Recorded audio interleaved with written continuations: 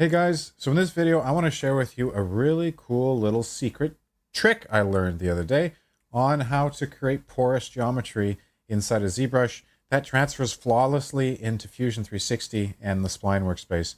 And the geometry you can pull off as a parasolid inside of Fusion 360 is just unreal. Like the amount of work you would have need to have done to stitch that together yourself in Fusion would have been hundreds of hours.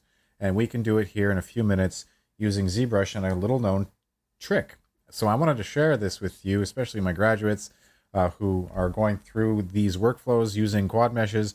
This is a one-for-one quad meshing add-on that is 3 extra buttons, but you don't need to change any of your workflow, and it uses the same methodology that I've been always teaching, which is really exciting. So let's start off by opening up ZBrush. And what I have in front of me is a prepared quad mesh from one of my previous examples. I did this one with you guys on Link the other day. This was for that full color workflow using an AK socket design. So I went through and did this whole workflow, right? But this initial workflow started from a quad mesh. It started from that initial prepared scan we brought in, right? So I'm starting with that. I'm actually exporting from this software and bringing it right back into Fusion 360 as a quad mesh. So this next tip is going to need a quad mesh to go off. And so what we're going to do is we're going to head down to the Geometries tab. And this is where it is natively. Who knows? I probably will release a menu for my graduates to have just park this inside my menu. Feel free if you want to do that as well. You can enable customize and drag these buttons across to wherever you want to place them. This might be actually fit well in our color artistry area, so you can, control, alt, and drag these buttons around to match to your menus if you'd like. So what we're going to do is we're going to hit under dynamic subdivisions. We're going to change this so it is dynamic, which essentially just gives it unlimited resolution as we zoom in. But then we're going to turn on this button called Micropoly on. When we turn on Micropoly, it's going to give us a bunch of different patterns to choose from. And I'm going to start off by picking mesh holes. If I click that, bam, that quad mesh applies that texture as a geometry across this part. And we can do stuff with this. This is a quad mesh, right? Like this is the quad mesh Fusion 360 wants to see inside of its program to convert to a spline. Guess what? This can be converted into a spline and you'll get all that geometry. And this is how easy it is to make a porous surface inside of the Fusion 360 ZBrush workflow. Let's try another one here. Let's go through some of these examples and just take a look, because not all of them are very good in the sense that, for video game industry stuff, if you're doing textures, if you're doing patterns and blankets and stuff, a lot of these would apply. Some of them don't necessarily line up all the time. But each one of these has a pretty unique use case, which I'm just so excited to potentially explore with you.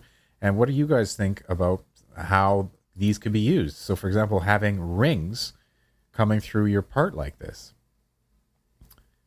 Right? So if that didn't work out, let's try, spheres. So this, again, would be great for cushioning if you wanted to do some sort of texturing like that.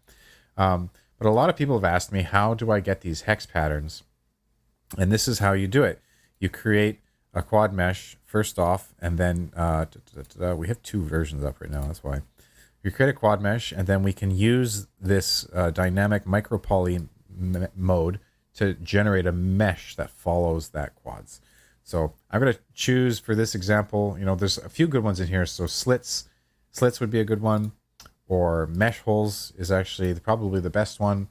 Rings, as long as you up your scaling. So if we change this to 1.3 or a bit more, just to make them intersect, then that would work too. But going back, so once you find one that you like, we're going to hit the apply button, and this has now applied that geometry to the mesh, because before it was a preview. So now that we have this applied, we can now use the Z modeler to let's go hover over a face. Let's hit spacebar, and let's make sure we Q mesh all polygons of this selection 1/10 of a step. So now, if I take this and I click and drag, we're going to get a single thickness extrusion going up from that part. So we're going to have to gauge our distance here a bit. We're going to have to try and match this to a printable surface. If I hit W on my keyboard to change my move tool to the legacy move tool, I can drag this to that and sort of see what the thickness is. So, from let's see, so from here to here, that's pretty thick. That's 1, 2, 3, 4, 5, 6, 7, 8 millimeters thick. So too thick. Let's go back, keeping there. We want probably something that's 2 or 3 mil thick. So about here, right? So let's try that again. Let's click and drag. There we go. That's 2 millimeters. So as a porous surface that you can 3D print in rubber, that would do pretty well, right? And now that we have this geometry, we can even subdivide this further if we want to. If we go to our quad meshings workflow, we can divide this and sort of blend it out. But the best part about Fusion is Fusion would do that for you. It's going to practically kill your computer to process it, but this could be turned into a parasolid. So for fun, just because I'm a masochist, let's take this into Fusion360 and see what it does. Let's update our size. Let's make sure that's correct. Let's make sure everything's ready. And then we're going to export this as a quad OBJ to the desktop. I'm just going to call this something bizarre. Let's go into this and let's actually just open up a new workspace. I'm too afraid to see what happens if I do this and have everything break. Let's see. So there is our mesh. There is the quads. Everything is in place. And let's create form.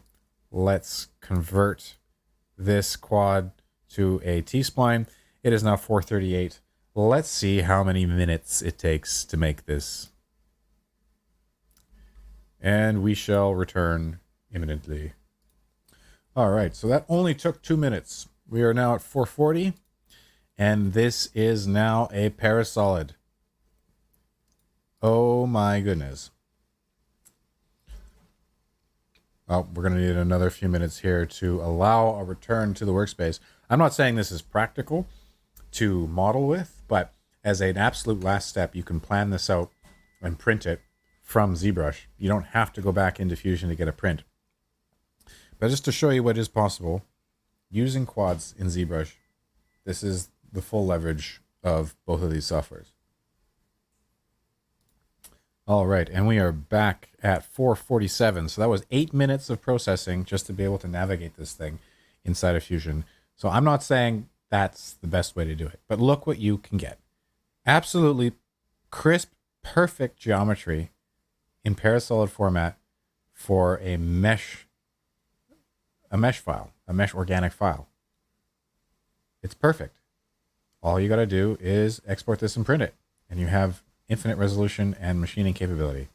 So this was my quick tip on how to make this kind of shape inside of the ZBrush and Fusion360 workflows.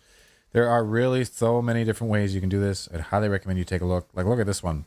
Imagine if you had a very thin inner wall of rubber and then these hard, crispy cubes on the outside where the shape would bend, but only to a point, right? It wouldn't allow you to concave the surface. You could push it out, but you couldn't push it in, right? So you have a very interesting idea about how this would morph. It would morph very differently than what you'd expect.